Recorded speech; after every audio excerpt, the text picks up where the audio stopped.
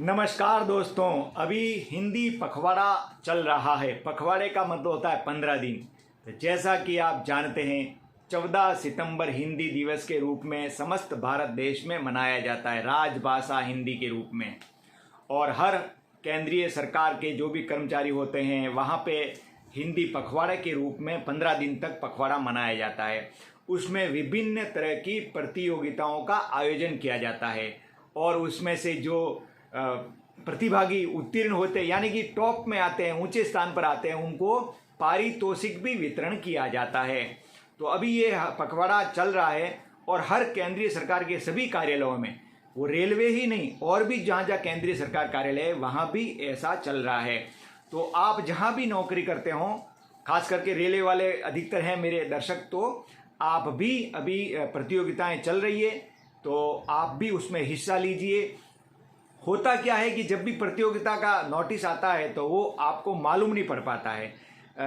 वो क्या होता है, आपके ऑफिस में आया, अब ऑफिस वाले में बोर्ड ने पे लगाया या नहीं लगाया कोई ठिकाना है, या आप ऑफिस में उस पर ध्यान दिया कि नहीं दिया, या ऑफिस में आप गए कि नहीं गए, वो सब बातें होती है। रनिंग स्टाफ तो लाइन पे रहता है तो ऑफिस में बहुत ही कम जा पाता है। जहाँ मेन ऑफिस होता है वहाँ लगाना चाहिए, वैसे लॉबी पे भी लगाना चाहिए, लेकिन अगर नहीं लगा पाते हैं तो उसका हमको मालूम नहीं पड़ता। इसीलिए आप इन प्रतियोगिताओं में हिस्सा जरूर लीजिए। और पारितोषिक भी देखो, पारितोषिक का इतना कोई महत्व नहीं है, लेकिन इसमें हिस्सा लेना मतलब आपको अपनी भाषा के प्रति प्रेम है।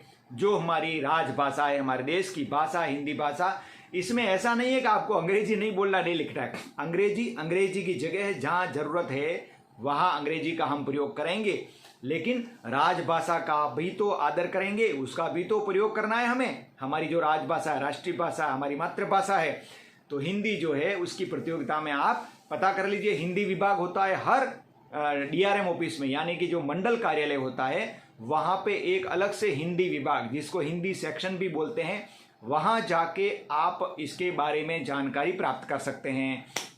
और जहाँ लॉबी पे वगैरह जो नोटिस बोर्ड लगे हो तो वहाँ इस प्रतियोगिता में कोई भी कर्मचारी भाग ले सकता है। तो आप भी भाग लीजिए और पारितोषिक जीतिए।